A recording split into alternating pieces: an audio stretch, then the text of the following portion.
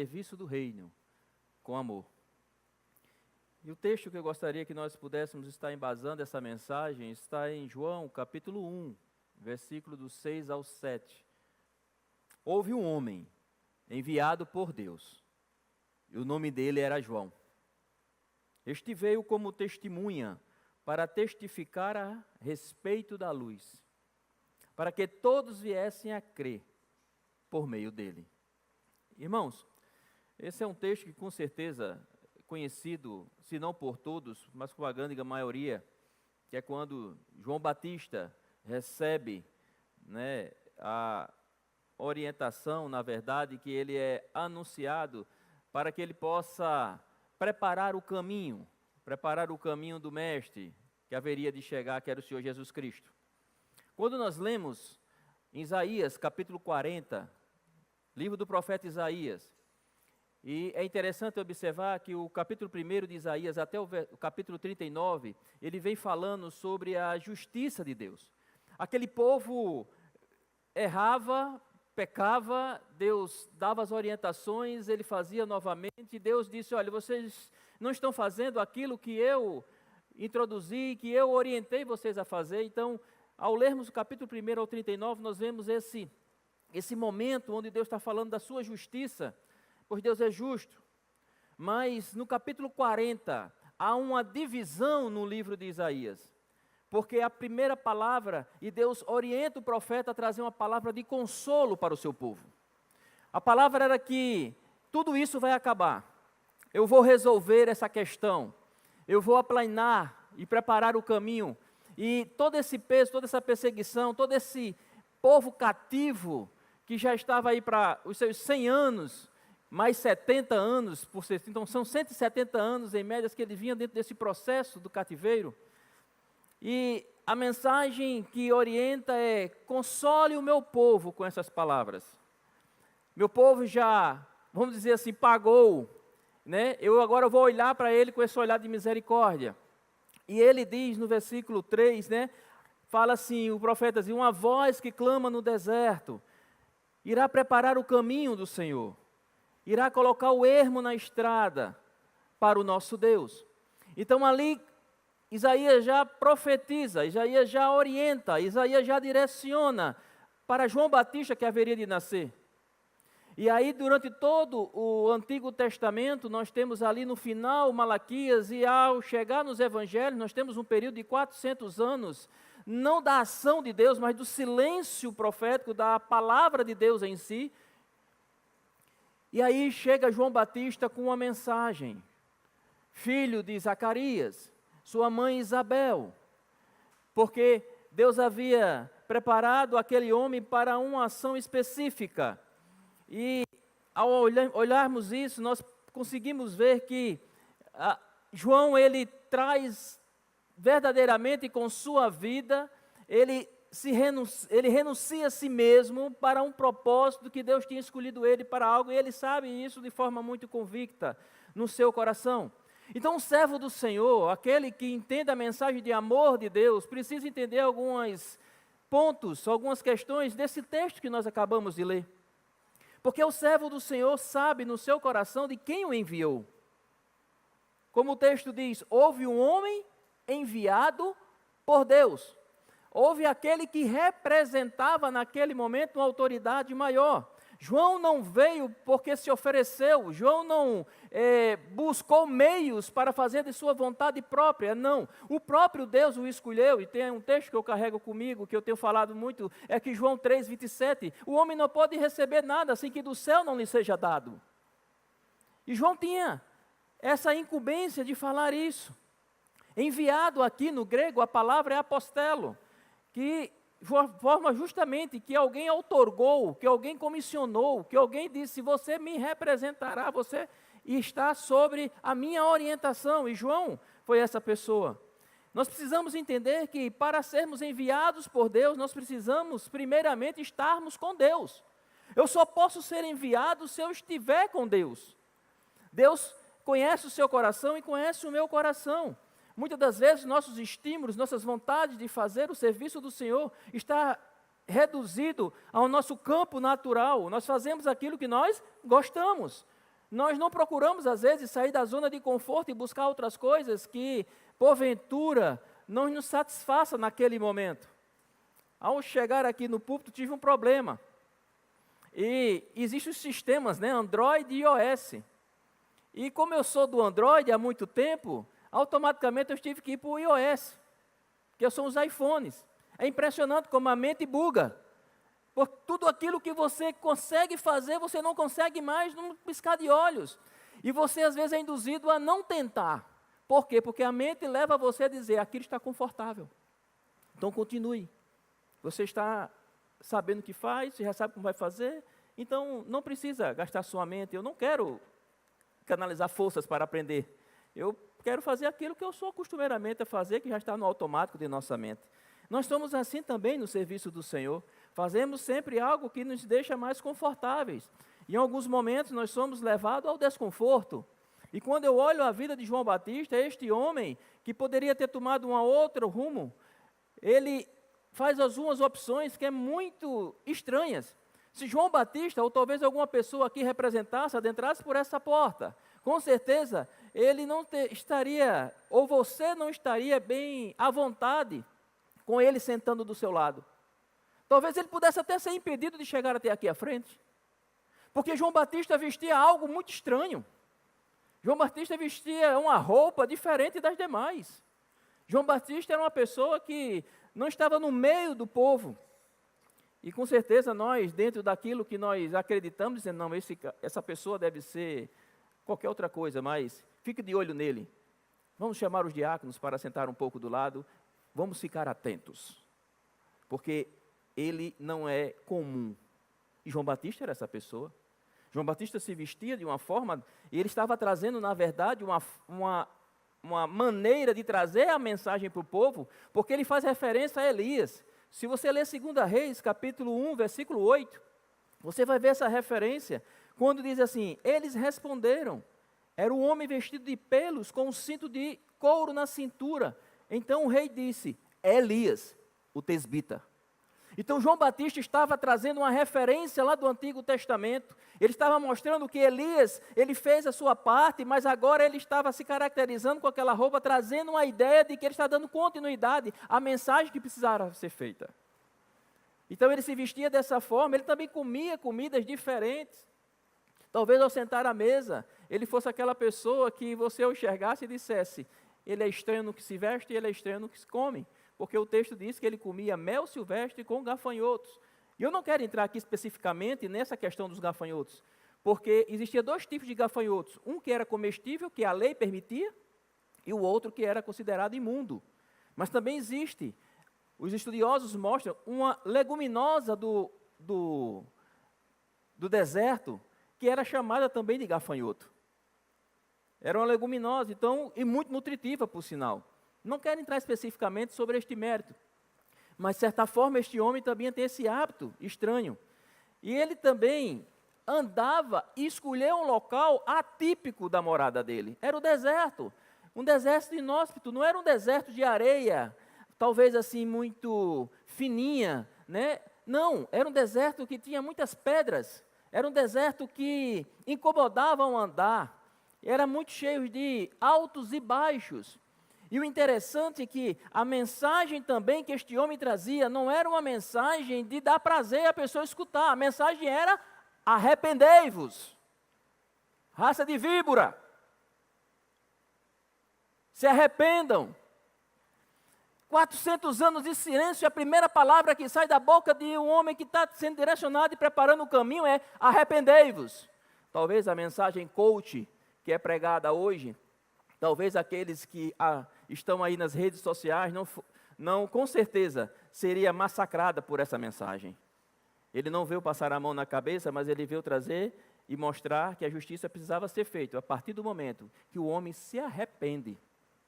Então esse homem era verdadeiramente, vamos dizer assim, complicado, né? Porque ele fazia, não só vestia, não só comia, não só andava, e a mensagem, o que ele falava, era algo duro. Não era algo de passar a mão pela sua cabeça. Quando você lê Lucas capítulo 13, você vai ver que a orientação e a forma como ele traz João Batista É bem interessante, dever de casa para você. Leia depois ao chegar em casa. Eu não vou ler aqui. Lê o capítulo 3, vai para o 4, você vai ver como a descrição deste homem era. Irmãos, eu quero dizer que quando, muitas das vezes, Deus nos tira de uma área de conforto e nos coloca em uma outra posição, se nós não estivermos com Deus, se Deus não estiver no nosso coração, nós perdemos totalmente a sensibilidade de podermos estar ligados às coisas espirituais. E voltamos a nossa mente para as que são tangíveis, visíveis, é aquilo que nós entendemos. No serviço, o serviço do Senhor se torna algo formal. Perdemos a questão espiritual. O nosso trabalho é para Deus. Se você não só dá a mensagem, mas você trabalha em qualquer segmento da área da sua vida, eu quero dizer que o seu trabalho é para glorificar o nome de Deus. Se o seu patrão não lhe trata bem, se o irmão não está lhe tratando bem, não importa. O importa é que aquele serviço é dado por Deus, você precisa testemunhar daquilo que Deus está fazendo na sua vida. Você trabalha para Deus, a sua referência é Deus. E aí eu preciso ter a consciência de que em levar essa mensagem, em trazer essa mensagem de que ele vem da parte de Deus, é preciso que eu e você entenda e que precisamos ter a consciência de que nada nós somos. Nós não somos nada. Só quem tem a consciência de que não é nada, sabe que tudo está depositado em Cristo Jesus. Uma voz que clama no deserto, uma voz que paira no deserto, traz uma mensagem. Que exemplo de servo, ter recebido a incumbência de preparar este caminho do Mestre. Quando você vê Paulo, lá em Efésios capítulo 3, 8, ele diz: fui feito ministro desse evangelho segundo o dom da graça de Deus, que me foi concedida conforme a atuação do seu poder. Paulo tinha intelecto, Paulo tinha conhecimento, Paulo falava várias línguas, Paulo era um homem estudioso, mas ele entende que em se tratando do evangelho veio da parte de Deus, não dele, não recebeu de homem, ele recebeu do próprio Deus. E nessa caminhada, o maior exemplo que nós precisamos entender é que João, justamente, quando faz uma leitura do que você acha que você é e o que Deus acha que você é. Porque perceba que João, no próprio capítulo 1, lá no versículo 22 e 27, acompanhe comigo essa leitura, João, capítulo 1, no capítulo que eu pedi para abrir, versículo 22 a 27, diz assim: finalmente perguntaram, quem é você? Dê-nos uma resposta para que levemos àqueles que nos enviaram. Que diz você acerca de si próprio? Que diz você acerca de si próprio? João respondeu com as palavras do profeta Isaías. Ele remonta e cita lá Isaías 40. Faça um caminho reto para o Senhor. Então, eu sou a voz que clama no deserto. João estava dizendo, eu sou agora que vai fazer o êxodo. Lá atrás Moisés levou o povo do cativeiro, mas agora eu trago a mensagem desse êxodo, mostrando a salvação, o caminho da salvação para o povo. Faça um caminho reto para o Senhor. Alguns fariseus que tinham sido enviados interrogaram-no. Então por que você batiza, se não é o Cristo? Nem é Elias, nem o profeta. Respondeu João, eu batizo com água. Mas entre vocês está alguém que vocês não conhecem. Ele é aquele que vem depois de mim, cujas correias das sandálias não sou digno de desamarrar. Essa é a referência que João tinha dele mesmo. Eu não sou digno de nada, porque não vem de mim, vem de Deus. Eu sou um enviado dele. E quando ele diz que não é digno de atar as sandálias, ele está colocando na posição humilde, entendendo que a mensagem não é dele. Ele não se apropria de algo que Deus deu para ele fazer. Ele reconhece isso.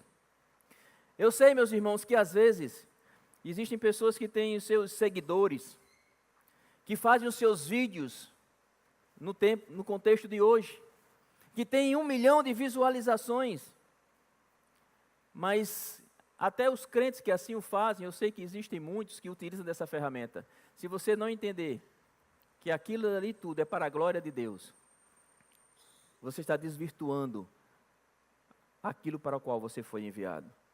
Se Deus lhe deu essa ferramenta, essa habilidade, é para a glória de Deus. Só para a glória de Deus. Agora o interessante é que quando o próprio João faz essa referência de si mesmo, Eu encontro mais à frente no livro de Lucas, capítulo 7, versículo 26 e 28, a referência que o mestre faz de João. A referência que ele tem dele mesmo, que ele não é digno de atar as sandálias. Mas quando eu vou para Lucas, conforme eu disse que você fizesse a leitura depois, posteriormente, Lucas capítulo 7, versículo 26 e 28, eu vejo o próprio mestre Jesus falando o que ele achava de João. E aí ele diz assim, acompanhe comigo essa leitura, Lucas 7, 26 e 28. Afinal, o que vocês foram ver? Um profeta? Sim, eu lhe digo, é mais que um profeta. Este é aquele a respeito de quem está escrito: enviarei o meu mensageiro à sua frente e ele preparará o teu caminho diante de ti. Mais uma vez, Isaías 40, fazendo essa menção. Eu lhe digo que entre os que nasceram de mulher, não há ninguém maior que João. Todavia, o menor do reino de Deus é maior do que ele. Meu irmão, não importa o que os outros achem de você, importa o que Deus acha de você. A referência é Deus para você. Não busque fazer algo para ter merecimento em si próprio. E nós estamos muitas vezes habituados, sim, a essas circunstâncias. Porque nós somos passivos, nós somos seres humanos. Não estou dizendo que eu não deva ser uma pessoa educada, muito obrigado, meu irmão, você foi bênção. Não, eu estou dizendo que eu não posso honrar uma pessoa. Eu não estou dizendo que a missão Abraça e vem aqui e tem essa referência como testemunha para as nossas vidas. Eu não estou falando isso. Você sabe que eu estou falando especificamente sobre aquilo que está guardado lá dentro no teu coração. Como é bom receber um elogio.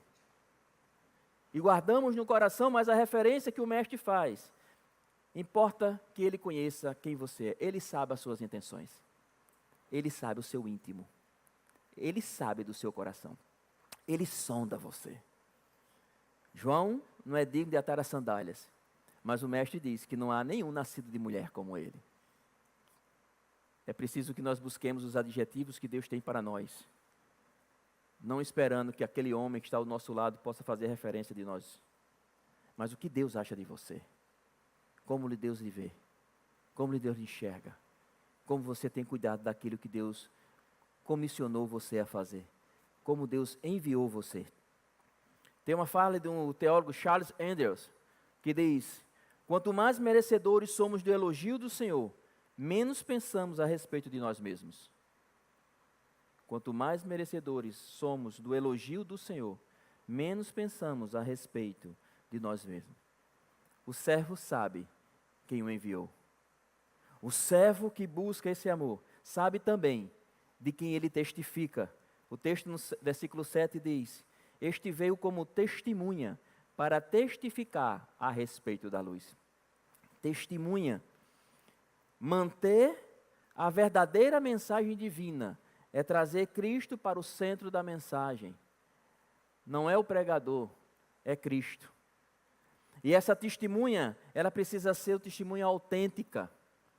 Você precisa ser autêntico na mensagem que Deus lhe confiou. Não um testemunho manchado, que infelizmente no decorrer do mundo em que vivemos encontramos isso. Quantas das vezes um escândalo não joga para o chão todo um trabalho que está sendo desenvolvido porque a pessoa manchou o testemunho do mestre através do seu próprio testemunho. A testemunha é algo evidente e na linha do direito sabemos que a testemunha é aquela pessoa que pode fechar um caso e pode condenar ou absolver uma pessoa, porque ela foi testemunha ocular do fato, e quando você a traz, e o juiz diz assim, tem testemunha, chama a testemunha 1, a testemunha 2, a testemunha 3, aquilo vai sendo embasado, evidenciado, alguém viu, alguém testemunhou, alguém sentiu, não, eu não ouvi dizer, eu vi. Então, ser testemunha do Mestre é um prazer.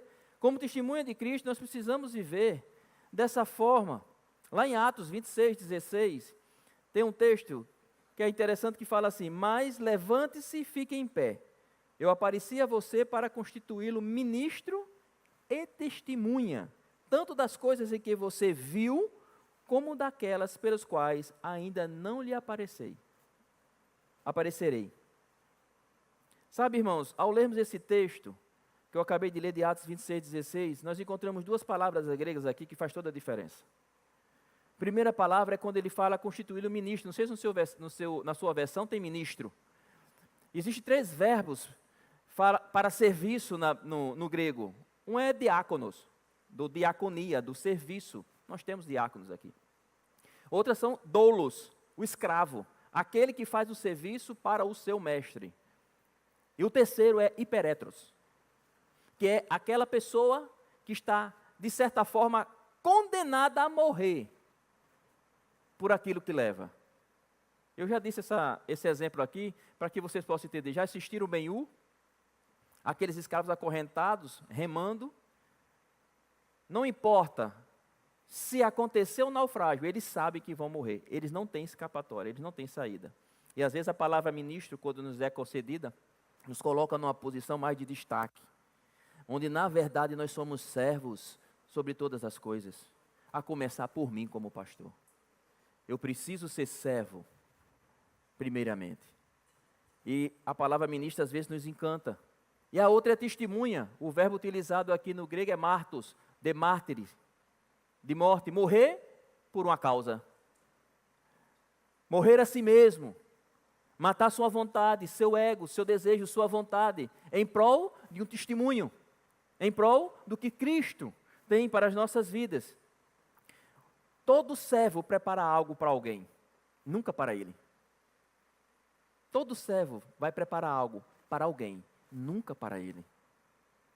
E nós, às vezes, envolvemos no processo e achamos que, quando não, fazemos algo sempre com interesse. Buscamos em nós mesmos algum benefício próprio. O servo nunca vai se beneficiar pelo que faz, porque ele tem entendimento que a obra e a mensagem é do Mestre. A área que Deus tem colocado vocês, aonde vocês têm atuado, aonde vocês têm testemunhado, seja na universidade, no colégio, no trabalho, eu não sei, é para a glória de Deus. O perigo é quando eu tiro o foco, muitas das vezes, do Mestre e carrego dentro de nós aquilo que, lá atrás, como eu falei, o lugar confortável. Às vezes é o próprio nosso ministério. Sabe, eu fico às vezes a pensar que algumas pessoas têm perdido esse momento de culto, de comunhão, ama tanto o seu ministério, que esqueceu o prazer de participar de um culto público. O seu ministério fala mais alto hoje do que a própria igreja. Cuidado, você criou um ídolo no seu coração e nem percebeu. Você criou um ídolo no seu coração. Quando você faz essa referência, quando você carrega para si, muitas das vezes, aquele ministério que você tanto se identifica e gosta, mas você tem prazer em vir ensaiar, mas não tem mais prazer em vir sentar no banco.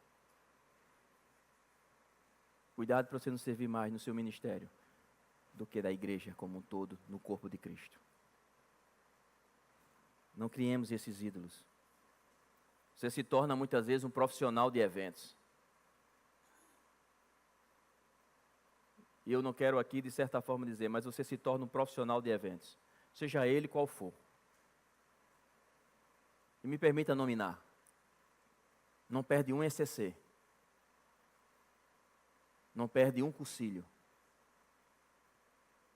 Não perde um ensaio, como eu disse. Mas perde vários cultos públicos. Não vem mais aos domingos, porque você criou um ídolo no seu coração, o seu próprio ministério. O seu próprio ministério pode ser o impedimento de você servir de testemunha para o Senhor. O resultado do seu testemunho é realizar nos outros o que foi realizado primeiro em você. Você pode fazer tudo que nunca fez na vida, mas aquilo que vai mais evidenciar é aquilo que você vive verdadeiramente. Você convida a pessoa para o cursilho, paga até a ficha dele para o cursilho, vai termos o cursilho feminino. Eu acho interessante que aqueles 3 dias você se esmera e diz, eu não falto por Nada. Mas a pessoa depois se converte. No culto da avaliação estará aqui, falando testemunhos maravilhosos do que Deus fez na vida dele. E você o convida para estar aos domingos. E ele senta aí em alguns dos lugares. Mas ele olha para o lado e não te vê. E ele vem no próximo domingo. E ele senta novamente. Ele olha para o lado e não te vê. Você é testemunha desse mestre. E essa testemunha precisa evidenciar claramente no seu coração. Cuidado com os ídolos que você criou. Me vem aqui uma ilustração à cabeça. Diz que um jovem que trabalhava no seu ambiente, ninguém sabia que ele era crente. Ele era o crente secreto. Mas na época de carnaval, ele precisava passar no meio do bloco. Aí ele se arrumou, e ao passar no meio da festa, os amigos deles estavam sentados numa mesa de bar. E no meio daquelas festas, daquelas pinturas, daquela alegria, chamou ele e disse: ali é João. João, me amarrei na tua fantasia de crente. Pois ele estava com a indumentária clássica, talvez um paletó e uma gravata e uma Bíblia debaixo do braço. Vem aqui tomar uma com a gente. Sabe, queridos, às vezes o nosso testemunho está muito distante do que essa palavra diz. Às vezes nossos atos, a nossa forma de falar e de agir, está bem distante daquilo que nós falamos, que carregamos e que professamos. O servo precisa saber que precisa dar testemunho, assim como João Batista dava. E o servo também sabe em quem crê. O servo sabe em quem crê. Se ele sabe quem o enviou, se ele sabe que é testemunha, ele sabe em quem crê. Porque ele sabe que não está falando dele mesmo, ele está falando do próprio mestre. A luz, o texto fala que ele vai representar a luz, que não é ele, é Jesus Cristo. E muitas das vezes, nós estamos nos perdendo porque nós não temos talvez a base, ou talvez questionamos a Deus devido às dificuldades da vida. Lá em Hebreus 12, de 1 a 2, leio com vocês: portanto, também nós, visto que temos a rodear-nos tão grande nuvem de testemunhas, livremo-nos de todo o peso e do pecado que tão firmemente se apega a nós e corramos com perseverança a carreira que nos está proposta, olhando firmemente para o autor e consumador da fé, Jesus, o qual, em troca da alegria que lhe estava proposta, suportou a cruz, sem se importar com a vergonha, agora está sentado à direita do trono de Deus. Nós precisamos crer nesse Deus.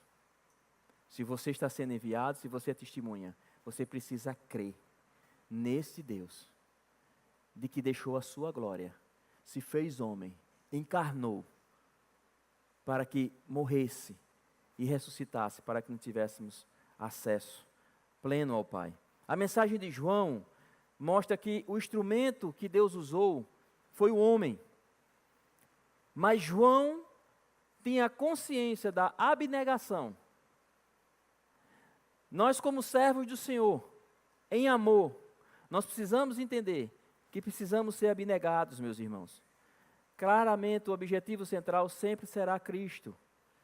O servo de Deus precisa estar pronto a diminuir, a fim que Cristo possa crescer. Lá em João 3,30 diz: convém que ele cresça e eu diminua. João estava disposto a qualquer momento ser deslocado de uma sombra e ser alocado em um calabouço.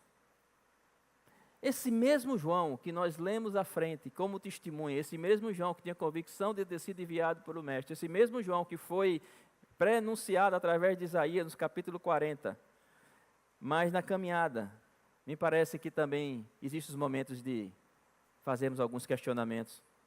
Lá em Filipenses 1:21 diz que para mim o viver é Cristo.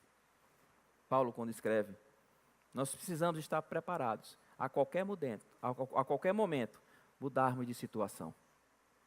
A qualquer momento você pode ser colocado em situações atípicas. João Batista, por um tempo, ele foi o auge das atenções. Perceba que o ambiente que ele estava era no deserto, e as multidões iam até ele. Perceba que ele não estava indo em busca das pessoas, ele começou a pregar no deserto e as pessoas ouviram falar e vieram até ele. Eu quero dizer uma coisa para você, meu irmão. Muitas das vezes nós, como igreja do Senhor, estamos buscando sempre trazer alguma coisa para atrair pessoas. Esqueça isso. Se encha de Deus, que as pessoas encontram Deus em você. Eu não preciso, muitas vezes, de questões técnicas, tão somente a palavra. E eu escutei um texto, uma frase, irmão, estava em almoço com ele, acho que foi Alexandre, e eu fui buscar, mas eu vou parafrasear aqui, talvez eu não tenho uma referência de quem é essa frase. A frase diz o seguinte: o que segura a ovelha não é a cerca, é o pasto. Eu não preciso reter aquele que tem vontade de ir. Mas se a ovelha souber onde tem um alimento sólido, ela fica. Porque tem alimento. Não preciso colocar cercas, arames farpados, conter. Eu só preciso oferecer um alimento genuíno. A palavra. Só a palavra. E Cristo como centro. As ovelhas entendem isso. João Batista, o mesmo João Batista, fez um questionamento lá em Lucas capítulo 7. No versículo 17 a 20. Olha como é interessante ver aquele mesmo homem, cheio de fé, mas por algum momento, desviou um pouquinho, talvez teve uma crise interior. Passivo de qualquer um de nós. Passivo de qualquer um de nós. A leitura diz assim, Lucas 7, 17 a 20. Esta notícia a respeito de Jesus se espalhou por toda a Judéia e por toda aquela região. Todas essas coisas foram relatadas a João pelos seus discípulos. E João, chamando dois dos seus discípulos. A multidão ia até João, mas só foram dois. Enviou-os ao Senhor a perguntar. João manda perguntar ao mestre, ao Messias, aquele que não era digno de atar as sandálias. Agora João está no calabouço. Está preso. Em um local frio, sem luz, sem perspectiva de vida. No versículo 20, no versículo posterior diz: você é aquele que estava para vir ou devemos esperar outro? Isso é João Batista.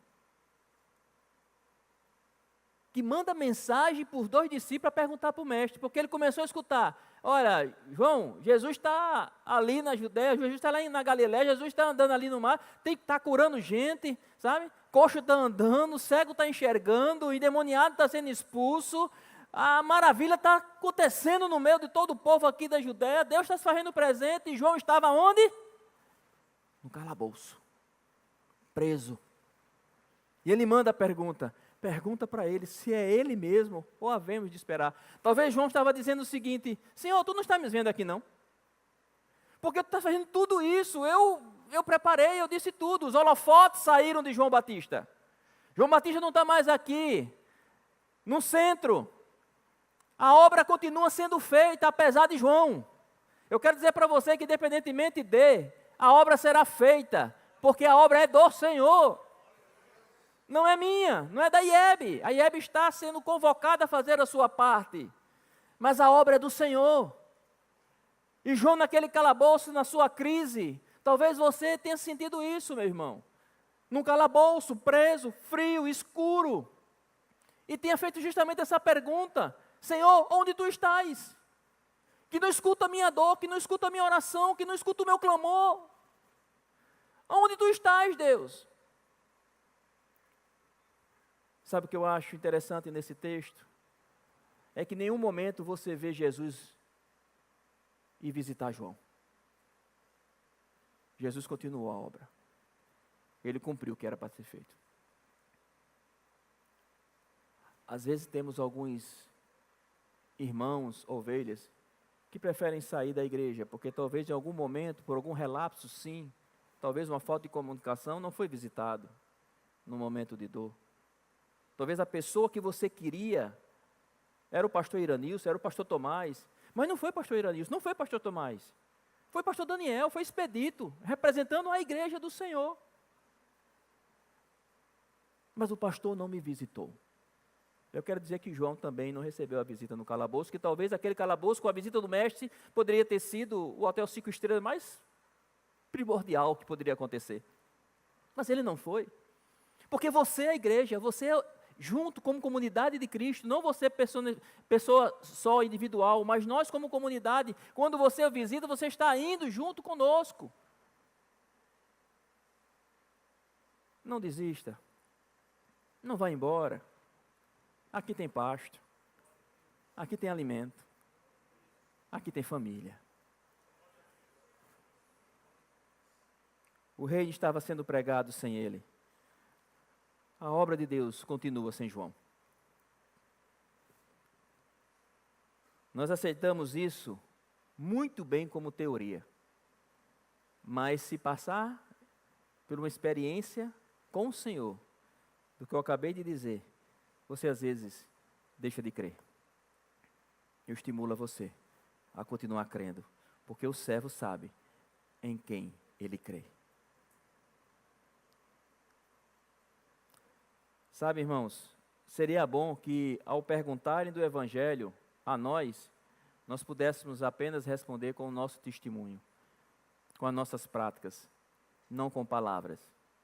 O mundo está muito cansado das palavras. Ele precisa enxergar Cristo nas nossas ações e nas nossas atitudes. Ele precisa conhecer uma igreja. Ele precisa conhecer Cristo através desse amor. E eu quero fazer algumas perguntas para você nesse final. Qual é o servo que Deus chama hoje? Será que é você? Assim como um dia João recebeu a incumbência de preparar o caminho, será que Deus tem chamado hoje você para ser essa testemunha? Quando diz Isaías 6:8, depois disto ouvi a voz do Senhor que dizia, a quem enviarei? A quem há de ir por nós? Então disse eu, eis-me aqui, envia-me a mim. Talvez essa resposta está aí dentro do seu coração. Deus está lhe chamando hoje para ser um enviado do Mestre. Para aonde você estiver, você possa testemunhar desse Evangelho. Quem Deus chama hoje? Quem será enviado hoje, meus irmãos? Nós estamos no meio de missões estaduais, mas eu quero trazer aqui, não no âmbito do Estado, outra vez aquela pessoa que tem um chamado transcultural, outra vez aquela pessoa que tem um chamado na própria comunidade de fé. Como você tem testemunhado? Será que é você hoje? Você precisa ser enviado por o Mestre? Precisa ter esse entendimento de sairmos dos bancos. Não necessariamente esperar um momento específico, mas que cada um aqui represente Cristo, um pequeno Cristo, como cristão que somos. Ao sairmos por aqui, por essas casas, no nosso trabalho, no nosso ambiente, através dos valores e princípios cristãos, que esta palavra nos rege. Nós precisamos exercer um amor altruísta. Sabe, aquele amor abnegado. Se você às vezes se pegou no seu subconsciente fazendo a pergunta, quando alguém lhe chama para um serviço específico, você diz, o que eu vou ganhar com isso? Eu quero dizer que você está distante deste amor. Você está em busca dos merecimentos do homem. O que eu ganho com isso, se eu fizer isso ou aquilo? Nós somos chamados e precisamos exalar esse amor altruísta. Sabe, eu vejo algumas pessoas que desenvolveram esse amor altruísta, que nem professavam a fé que eu e você professa. A Lady Di, que ela se importou com um povo ali africano, com pessoas que tinham AIDS, e ela buscou usar da pessoa que ela era, daquilo que Deus tinha colocado para ela, mas ela tentou contagiar falando e trazendo aquelas pessoas um amor sem esperar nada em troca. Um amor altruísta. A Madre Teresa de Calcutá, Aquela freira que cuidava das pessoas que estavam já condenadas à morte. Porque muitas delas não estavam sendo tratadas para ser curadas, elas já estavam condenadas à morte. Elas não iriam mais escapar. Ela só queria dar uma dignidade àquela pessoa que já estava prestes a morrer. E certa vez, interpelada por um político da época, uma autoridade da época, disse: Madre, como você faz isso? Eu não faria isso por dinheiro do mundo nenhum. Ela responde: nem eu. Não é por dinheiro, não é por merecimento. Mas é que aquele amor que um dia te achou, você exala ele dos lados. Aquele amor que veio na vertical, ele precisa partilhar na horizontal. Um amor altruísta. E o próprio Jesus que deixou a sua glória para morrer pelo meu e pelo seu pecado. Busque em você algumas características. Seja uma pessoa que tenha admiração, a bondade, que goste de ajudar os outros. Eu não estou dizendo aqui que não faça, irmãos. Trago apenas como ponto de observação. Sabe? Às vezes você não precisa divulgar tudo que você faz na rede social. Deixa que a tua direita faça, mas que a tua esquerda faça, a direita não faça, a direita faça e a esquerda não veja. Seja qual for o braço, escolha o braço. Sabe? Às vezes tem pessoas que fazem no secreto. Não precisa de holofotes. Porque eu preciso ser abnegado. Eu preciso deixar o mestre brilhar. Eu sou peça para a glória dele. Desenvolva a empatia. Sinta a dor do outro. Busque ouvir na sua essência. Ajude de forma genuína. Fica feliz com a felicidade daquele teu irmão, com a bênção que chegou até ele. A sua ainda não chegou. É o mesmo propósito. É a mesma coisa que você estava pedindo. Mas a do seu irmão chegou primeiro. Fica feliz. Fica feliz. Leve essa vida com mais tranquilidade. Seja mais solidário. Seja uma pessoa bondosa, generosa. Não julgue. Que você possa exalar esse amor. Um amor altruísta. Porque o Mestre te chamou para que você possa ser enviado, dando testemunho. E sempre crendo que Ele não te deixará só. A obra é dele. Continuará sendo dele. E louvado seja o nome do Senhor por isso. Porque não é por obra para que ninguém se glorie. Você é apenas ferramenta deste amor. Que um dia se negou para que pudéssemos ter a vida eterna em Cristo Jesus.